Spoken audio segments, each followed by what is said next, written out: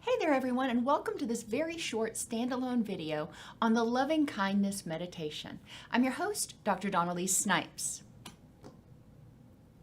I've had a lot of people ask me to do a standalone video on the loving kindness meditation because they find it very helpful for getting grounded in the morning, for coping with anxiety and frustration at other people, and even to help them get into the right mindset before going into a meeting or into a potentially challenging discussion. So let's talk about how to do this first. The setup. Get into a place where you feel safe and you can truly relax. So that could be your office, it could be your bedroom, wherever it is. If there are other people around, you may need to put a note on your door that says do not disturb, because you certainly don't want to get into a relaxed state and have somebody come and knock on the door. If you have dogs, put them up somewhere where they're not going to be barking at the mailman or something. So getting into a place where you can feel safe and truly relax for 5 minutes. That's all you need. Once you are in that place, sit or lay comfortably. Not everybody is down with laying down. So however you can get into a comfortable position so you can physically relax. Then remember that we all want to feel safe, healthy, and loved. And when people act out, a lot of times that is coming from a place of fear. When we act out, it tells us that the person for some reason may be feeling threatened and they are getting either angry or anxious. And those are threat responses. So it's important for us to think about that. When people act in unkind ways, we have to examine where is that coming from? Because again, we all want to feel safe, healthy, and loved. And if they are acting that way, it tells me that probably they don't feel safe, healthy, or loved, and or somebody taught them that that was an appropriate behavior to be unkind.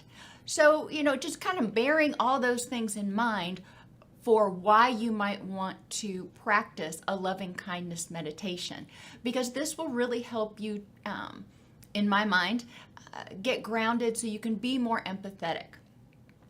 Now, it is hard. Don't get me wrong. This is not something that's super easy. It can be very hard to send positive vibes, positive energy to people that you are angry with, to people that you inherently dislike for some reason, to people who are being unkind to you. It can be very difficult to send them energies of peace. So we don't start there. I recommend not even starting with yourself, because a lot of us don't like or love ourselves as much as we possibly could. And some people don't like themselves or love themselves at all. So stage 1, I encourage you to practice this just envisioning something easy to love. And that could be your child, that could be your dog, that could be a bumblebee, your higher power, whatever it is that you find easy to love, that you don't have any problem just sending positive energy to, and you see them and they light up your world. Okay, so that's the first one, and that's the, quote, easy one. The second stage, once you get to the point where you can do this and you can see yourself sending positive energies to that thing that's easy to love, then envision yourself. You can look in the mirror, you can just see yourself in your mind's eye, but envision yourself. And you're going to send those positive energies to yourself. Once that's easy, then you can move on and do it where you are sending positive energies to your friends, because that's generally not too hard to do either. Even though they occasionally make mistakes and they may make you angry occasionally, it's not overly difficult most of the time to want the best for them. Stage 4, once it's easy to send positive energies to something easy to love, yourself and your friends, then you start thinking about challenging people. That person at work, or that neighbor down the street, or whomever it is that makes you just kind of clench your fists or clench your teeth in frustration, taking a breath and remembering that we all want to feel safe, healthy, and loved. And if they are acting in ways that don't attract that, that tells me that somewhere inside that they must feel very scared or very hurt. So again, trying to go at it from a place of empathy instead of something else, and sending them these positive vibes. Maybe if we send them to them, if we dose them with positive vibes, the old phrase used to be kill them with kindness.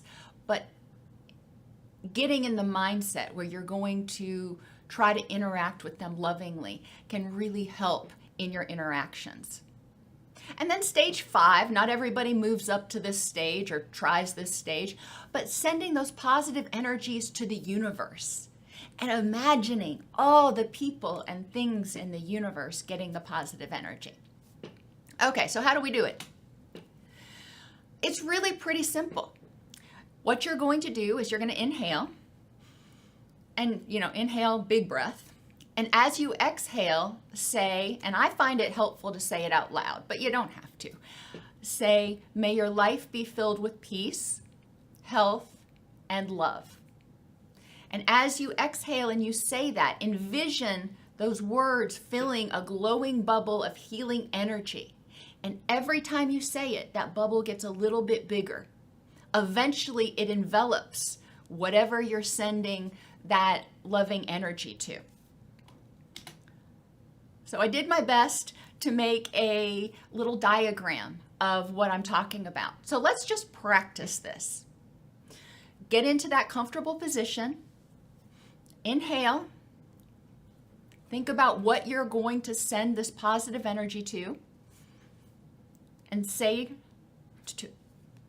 to that thing, to the universe, may your life be filled with peace, health, and love.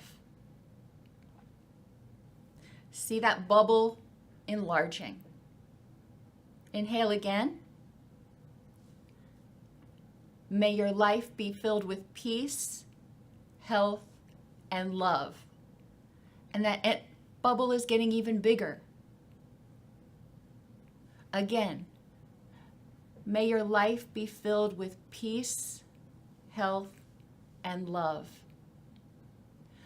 The bubble is huge now, and it's approaching that thing that you're sending these positive vibes to. May your life be filled with peace, health, and love.